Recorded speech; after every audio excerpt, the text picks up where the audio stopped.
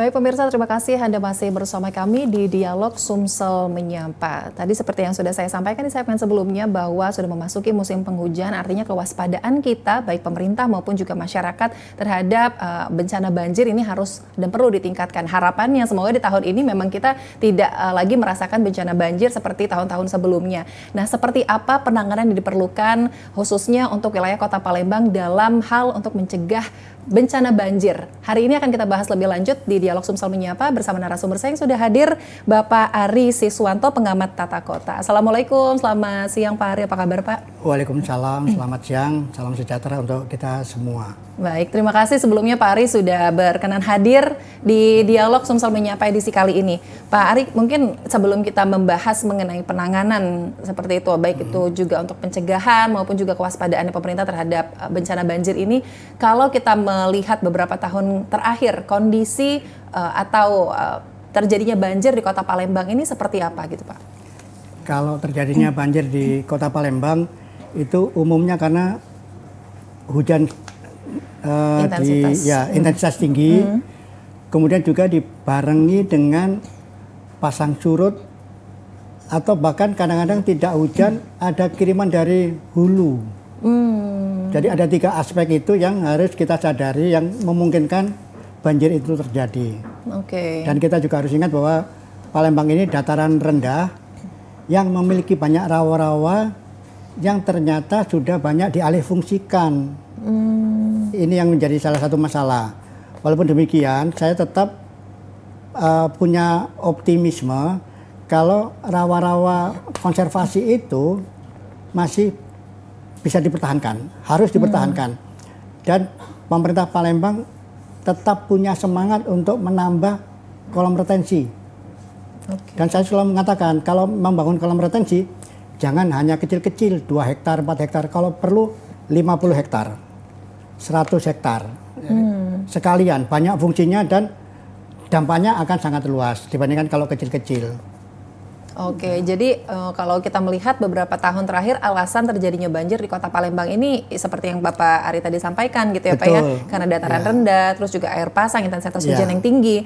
Nah kalau kita melihat sebenarnya di Kota Palembang sendiri seperti apa kesiapannya dalam menghadapi atau juga mencegah bencana banjir ini Pak? Kesiapannya memang sangat bagus ya, apalagi kalau pas hujan dan banjir.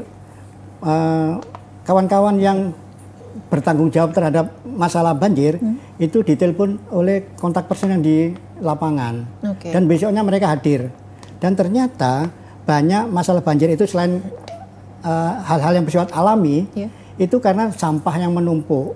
Artinya masyarakat mungkin juga tidak tertib membuang sampah atau pemerintah belum mencukupi armada sampahnya untuk ngangkut sampah.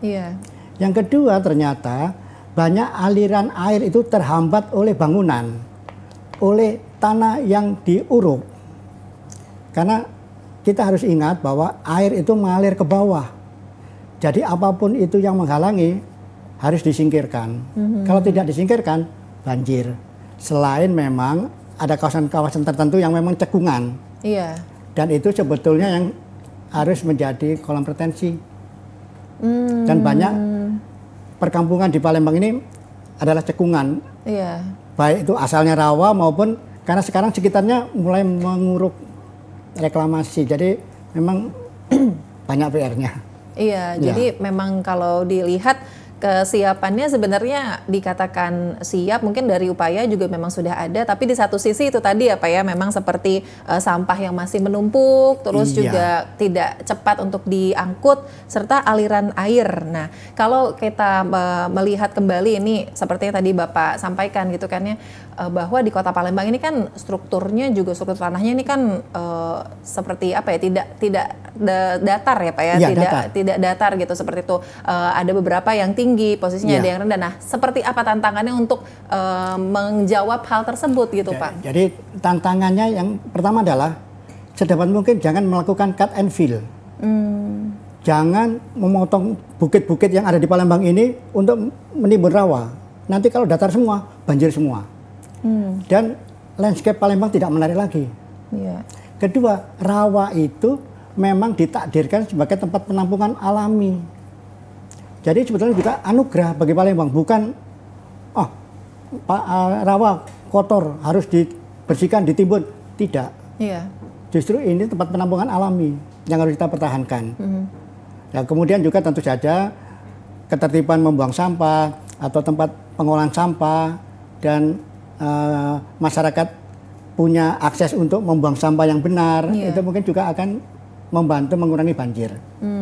Artinya tidak hanya dari pemerintah saja ya Pak ya yang berupaya, tapi juga dari masyarakat. Nah sebenarnya kalau kita melihat ini beberapa tahun terakhir nih Pak ya, katakanlah dari 2018, 19, 20 hingga saat ini, 5 tahun terakhir, apakah terjadi penurunan adanya banjir di Kota Palembang? Artinya mungkin di tahun lalu seperti itu sudah mulai surut. Kalau saya harapkan terjadi penurunan, tetapi sekali lagi kita tidak bisa membaca iklim. Ya kadang-kadang pasang itu ada pasang harian, pasang mingguan, bulanan, tahunan, 5 tahun, 10 tahun, 25 tahun, 100 tahun. Nah, kalau yang pasti itu pasti banjir. Iya. Ya, jadi ya kita hanya bisa mengurangi intensitas banjir atau mengurangi banjir. Tapi kalau menanggulangi 100% mungkin tidak. Tapi kita harus tetap berupaya. Salah satu contoh misalnya RTH, rencana tata ruang hijau, itu kan kurang. Padahal itu diperlukan untuk serapan air hujan. Betul. Kemudian yang juga masyarakat itu harusnya mengetahui, ini banyak yang tidak tahu, adalah halaman kita itu tidak seluruhnya boleh di semen, dibangun. Tetapi sebagian tetap dibiarkan berupa tanah atau tanaman untuk menyerap air. Dan ini banyak yang tidak tahu. Betul-betul. Ya, maunya bangun semua. Ini kan tanah saya, kenapa saya tidak boleh bangun? Padahal seharusnya dipikirkan juga ya Pak ya, untuk resapan airnya seperti apa gitu kan ya.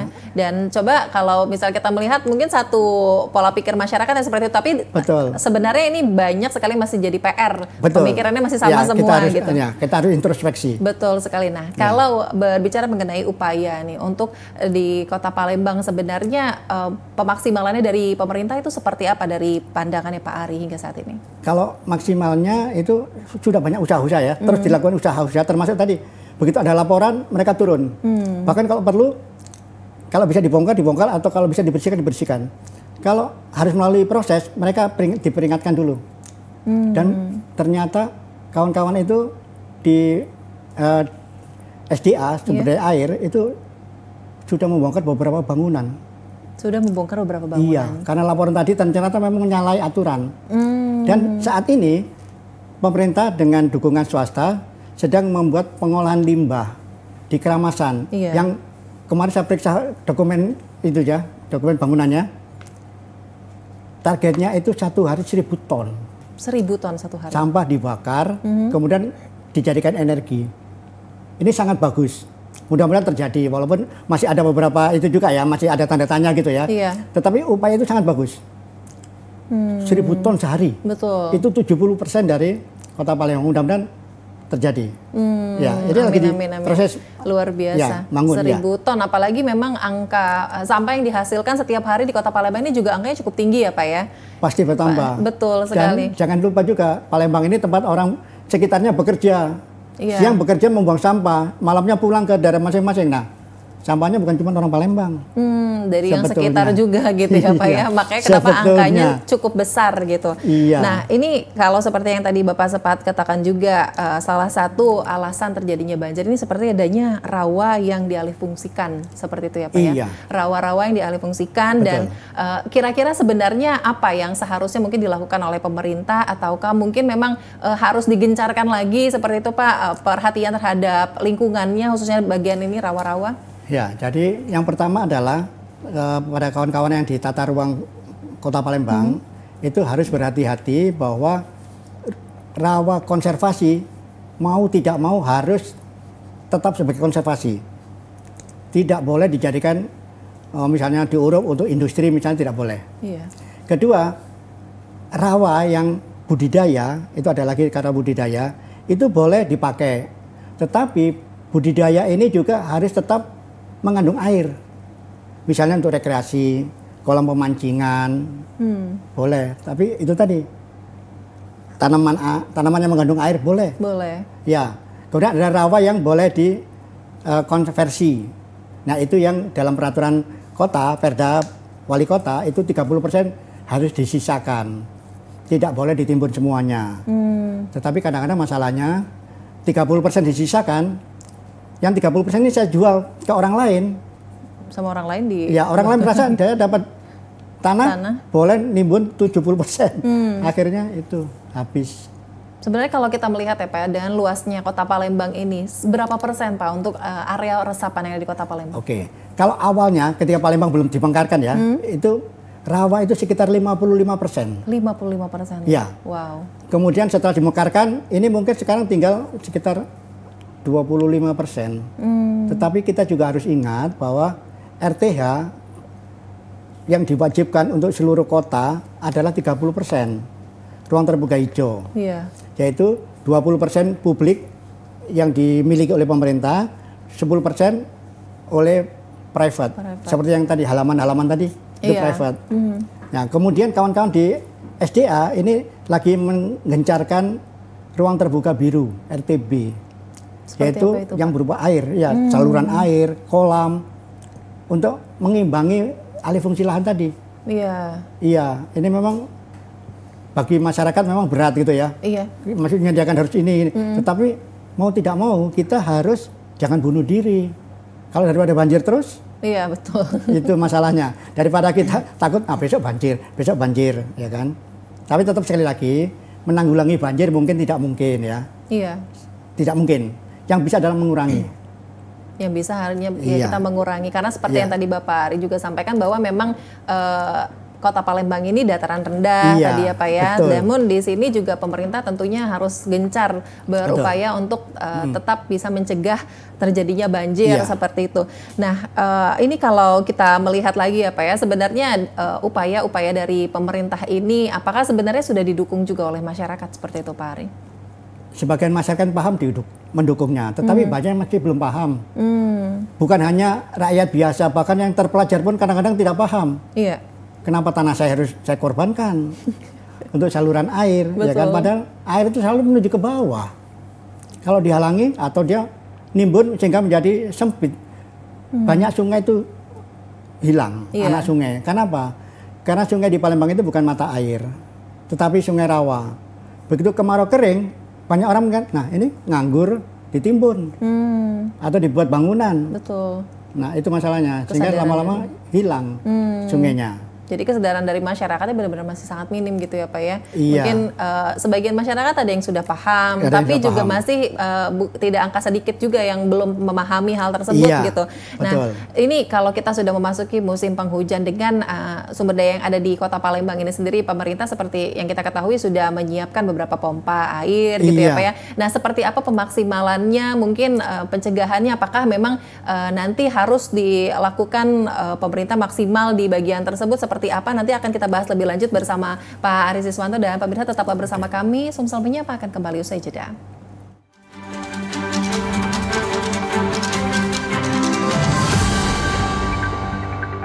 Mengartikulasikan segala kepentingan kita, tapi dengan adanya media sosial kita dapat secara lebih elegan dalam menyampaikan bagaimana aspirasi dari masyarakat itu sendiri. Ketika kaum milenial berbicara, lugas, tegas, dan tuntas. Oke, saya ke audiens terlebih dahulu nih. Kita akan salahkan. Ada banyak ide kreatif yang lahir dari pikiran mereka. Karena bisnis itu bukan textbook begitu, nggak selalu textbook. Pebisnis yang handal itu saya kira adalah orang yang selalu berinovasi. 10 tahun menjadi salah satu pedangdut di... Menginspirasi generasi muda untuk terus berkarya demi masa depan bangsa yang lebih baik. Tetap optimis terus kan? Dengan pembuktian loh Bang kita.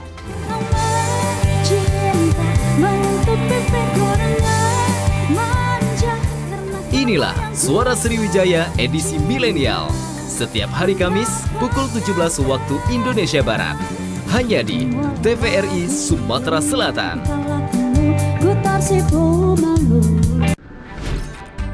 Halo semuanya, aku Modi, maskot TV Digital Indonesia.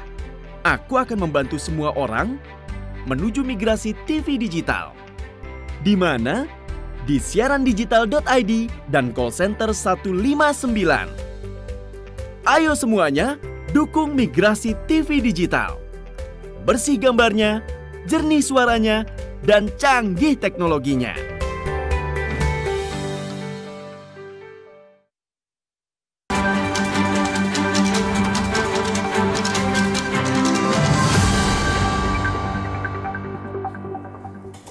Baik pemirsa, terima kasih Anda masih bersama kami di Dialog Sumsel Menyapa. Saya masih bersama Bapak Ari Siswanto, pengamat tata kota. Nah, Pak, kalau di segmen sebelumnya tadi mungkin kita sudah membahas seperti apa sih struktur tanah di Kota Palembang, seperti itu yang mungkin memang tantangan terbesarnya adalah karena Kota Palembang ini dataran rendah ya Pak ya. Jadi artinya untuk menghilangkan 0% banjir itu tidak mungkin, tapi kita bisa menguranginya tentunya. Nah, kalau dari yang Pak Ari sendiri melihat gitu kan, tadi Bapak juga sempat menyampaikan bahwa harus ada kolam retensi yang jangan angkanya kecil-kecil gitu ya Pak, maksudnya harus luas seperti itu, jangan cuma 2 hektar. Nah, saat ini seperti di Kota Palembang seperti apa realisasinya? Apakah pemerintah juga memang sudah mulai gencar memperhatikan hal tersebut? Ya, memang pemerintah kota tetap merencanakan membangun itu dan saat ini pun masih membangun juga. Nah, salah satu yang harus dianjungi jempol, pemerintah kota membuat 2 kolam, katakanlah kolam retensi yang masing-masing 50 hektar di daerah sekitar Tanjung Rawo dengan Gandus. Tuh, selain penampungan air bersih, juga untuk pariwisata bisa, juga untuk RTH bisa. Jadi banyak multifungsi. Kalau besar kelihatan bagus, tapi kalau kecil-kecil susah juga. Ya, bisa ditimbun lagi seperti yang tadi Bapak sampaikan nanti ya. Itu fungsinya hanya sedikit dan pengaruhnya ke sekitarnya juga sedikit. Tapi kalau besar kan mungkin bisa mengurangi banjir dalam jumlah yang luas juga. Iya, betul. Ini kalau melihat ya Pak, di Kota Palembang ini kan sudah ada pompa gitu kan, di beberapa titik. Nah, pemaksimalannya dalam hal ini seperti apa yang Pak Ari lihat? Pompa itu memang harus disiagakan pada saat banjir. Tapi kalau tidak ada banjir tidak disiagakan. Nah, kadang-kadang sempat terlambat sedikit gitu ya. Tapi tetap mereka perhatikan itu. Ya. Tapi kadang-kadang juga kemampuan pompa ini juga kurang dan perlu ditambah lagi atau diperbaiki. Kadang-kadang tidak 100% pada saat banjir itu bisa beroperasi bekerja, ya Pak ya. Tetapi ya itulah yang harus kita benahi terus. Tetapi usaha yang sangat bagus bahwa ada pintu air, ada pompa, itu sudah sangat bagus ya. Tapi masih kurang gitu aja. Masih kurang, artinya masih harus perlu ditambah lagi ya Pak ya, ke depannya di beberapa titik. Ya, kita harus dukung itu. Nah, ini kalau kita melihat di Kota Palembang sendiri, ini kan tadi seperti yang kita bicarakan ya Pak, struktur tanahnya ini berbeda-beda. Ada yang rendah sekali. Nah, seperti dalam hal ini khususnya untuk mencegah atau mewaspadai terjadinya banjir di Kota Palembang ini, wilayah-wilayah mana saja yang dari penglihatannya Pak Ari perlu diwaspadai? Tentu saja wilayah-wilayah yang di dekat dengan tepi sungai atau yang kalau saya sering bercanda itu yang namanya kaitannya dengan air, yaitu misalnya Rawo, Lebak, itu pasti banjir. Dan nenek moyang kita sudah mengajarkan kita menggunakan rumah panggung. Memang dulu dari kayu. Kenapa tidak sekarang rumah panggung itu dari beton juga bisa? Jadi kalau banjir mungkin tidak terlalu banyak kerugiannya. Betul. Ya, dan untuk daerah-daerah yang memang katakanlah langganan banjir gitu ya, itu mungkin perlu aturan rumah panggung dan akan mengurangi dampak kerusakan maupun penderitaan masyarakat. Betul. Mungkin kalau dibanding rumah-rumah konvensional itu akan lebih merugikan ya Pak? Ya memang lebih mahal, tetapi kan lebih aman kalau kemungkinan banjir, kan nama itu memang daerah banjir. Iya. Memang tidak bisa dihindari lagi ya Pak ya, kecuali mungkin kalau pindah ke daerah yang lebih tinggi. Iya. Kalau dulu kan memang pakai panggung ya mungkin dalam tanda kutip aman gitu ya. Tapi sekarang kan sudah menapak ke di atas tanah, jadi itu masalahnya. Itu salah satunya. Selain tadi membuang sampah, tapi membuang sampah itu kadang-kadang juga karena tidak ada fasilitas tempat sampah di situ.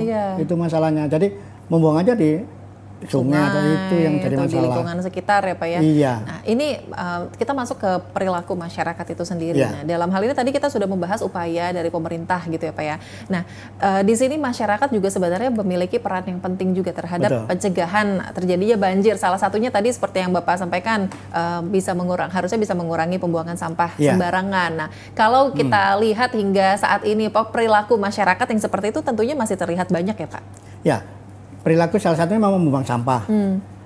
Itu harus tertib lah, tempat sampahnya di mana, membuangnya di mana begitu ya. Tapi yang juga harus diingat adalah bahwa sungai, anak sungai itu mempunyai sempadan sungai. Sehingga sebetulnya bangunan itu tidak boleh nempel sungai. Ada jarak tertentu. Dan jarak tertentu ini fungsinya salah satunya adalah untuk resapan air, untuk pengaman sungai, dan untuk kalau masyarakat mau membuang sungai membuang sampah ke sungai, dia mungkin akan merasa malu kalau melalui ruang terbuka. Iya kan? Kalau sekarang langsung bangunan dengan sungai langsung dibuang aja, nggak ada yang lihat. Anggap kayak lahan pribadi aja ya Pak ya. Gitu, tapi memang itu susahnya kita mau mewujudkan sempadan sungai. Sama sudah ada sempadan sungai, ada sempadan jalan, itu sama. Seperti di mana itu Pak? Wilayah yang sungai dan juga bangunan? Yang ditayangkan ini banyak yang nempel sungai. Ya termasuk di Sungai Musi kan banyak. Ya. Karena kalau menurut aturan tata ruang, sungai besar itu garis sempadannya 100 meter. Artinya 100 meter ya Pak? Iya, artinya Sungai Musi itu 100 meter. Sungai kecil 50 meter di kiri dan di kanan. Tetapi sungai besar yang melalui pemukiman atau kota itu bisa garis sempadannya berkurang jadi 10 sampai 15. Itu tapi memang diperbolehkan seperti diperbolehkan. Tetapi juga kita harus ingat bahwa nenek moyang kita dari dulu itu memang membangunnya di tepi sungai. Sebelum ada undang-undang itu. Iya kan? Nah, makanya harus ada bagaimana mendiskusikan ini supaya masyarakat yang tinggal di tepi sungai tidak dirugikan, tetapi peraturan tata ruang tentang sempadan sungai bisa dipatuhi. Kan begitu. Selain juga untuk mengamankan dari banjir, dari kualitas sungai, kan begitu. Baik, tentunya bukan dari masyarakat sendiri juga mungkin bisa hidupnya lebih baik kalau tidak terlalu dekat tadi ya Pak ya dengan sungai. Tadi kan perilakunya jadi jadi berubah gitu kan ya, seperti membuang sampah sembarangan. Nah, selain perilaku membuang sampah, tadi juga seperti yang Bapak katakan ini adanya dari masyarakat ini masih kurang kesadaran terhadap resapan air seperti itu ya Pak ya. Nah, sebenarnya apa yang mungkin bisa dilakukan pemerintah dalam hal ini untuk bisa melakukan pendekatan kepada masyarakat supaya memang lebih sadar lagi nih bahwa perlunya resapan air di rumah. Jadi sebetulnya pemerintah dan masyarakat itu harus dalam tanda kutip kolaborasi. Aturan tata ruang garis sempadan sungai harus dipatuhi. Oleh sebab itu pemerintah harus menyediakan lahan untuk pemukiman yang masyarakat di tepi sungai, jangan digusur. Tapi berilah waktu. Katakanlah, kalian boleh tinggal di tepi sungai ini untuk 15 tahun.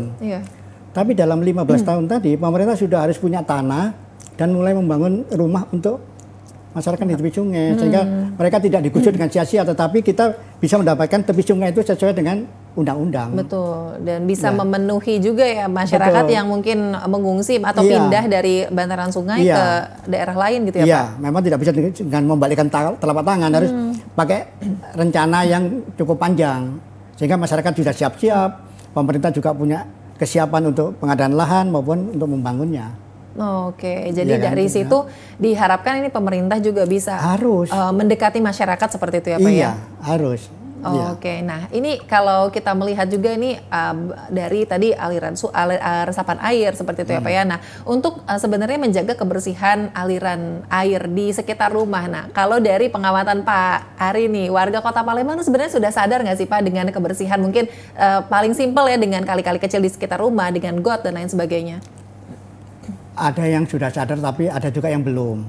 Ya macam-macam lah alasannya itu ya.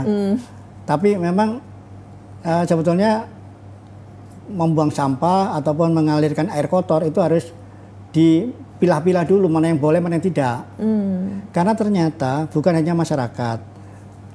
Kawan-kawan yang di SDA tadi sering menemui restoran ini membuang sampah restoran itu ke aliran umum, akhirnya ke sungai. Dan ini sangat-sangat menurunkan kualitas lingkungan, bahkan bau. Padahal sebetulnya ada yang lebih sederhana, yaitu dengan menyediakan grease trap gitu ya. Apa itu namanya, lemak-lemak itu disaring dulu. Disaring terlebih dahulu, jadi yang keluar yang mengalir itu airnya tidak terlalu kotor gitu ya Pak? Iya, itu memang mungkin tidak bisa 100% ya, tapi paling tidak sangat mengurangi lah. Dan sebelumnya tidak mahal juga grease trap itu. Tapi mungkin kurangnya kesadaran atau aturan ini belum diawasi dengan ketat gitu ya. Mungkin itu ada beberapa PR yang harus dilakukan. Oke, nah itu artinya kepada ini yang pengusaha-pengusaha restoran itu juga harus punya restoran, pabrik itu banyak. Betul. Apakah regulasinya mungkin sebenarnya sudah ada tapi tidak dipatuhi atau memang belum sama sekali ada yang mengatur hal tersebut? Regulasi sebetulnya ada, kemudian ada AMDAL-nya, tapi saya tidak tahu bagaimana masih bisa terjadi itu yang kadang-kadang harus dilihat dulu di lapangnya sebenarnya seperti apa. Apakah ada kesulitan dari pengusaha atau pemilik restoran atau tidak tersedia jaringan drainase atau pengolahan limbah yang diperlukan. Jadi mungkin di sini yang masih harus ditelusuri lagi gitu ya Pak ya. Di titik mana sih sebenarnya yang masih terjadi kesalahan gitu. Nah ini kalau kita bilang memasuki musim penghujan ya Pak, pasti kan ini ada tindakan preventif yang perlu dilakukan. Nah apakah di sini sebenarnya berapa waktu yang diperlukan mungkin untuk bisa mewaspadai atau bisa mencegah terjadinya banjir? Apakah memang beberapa bulan sebelum memasuki musim penghujan ini pemerintah memang sudah harus gencar seperti itu? Sebetulnya iya. Sebetulnya beberapa bulan itu sudah harus bersiap-siap untuk membersihkan drainase, misalnya membuang sampah dari aliran sungai. Ya. Kemudian juga harus meneliti apakah aliran air dari rumah sampai ke anak sungai, ke sungai itu lancar. Kadang-kadang lancar tapi ada penyempitan. Dan itu kadang-kadang ada yang nguruk atau ada yang nimbun gitu. Nah, itu memang harus tetap dilakukan. Selain juga pemerintah harus melihat pompanya itu sudah siaga belum kalau terjadi itu. Ya, itu jadi memang, jangan pada saat memasuki musim penghujan baru sibuk ya Pak ya? Betul, iya.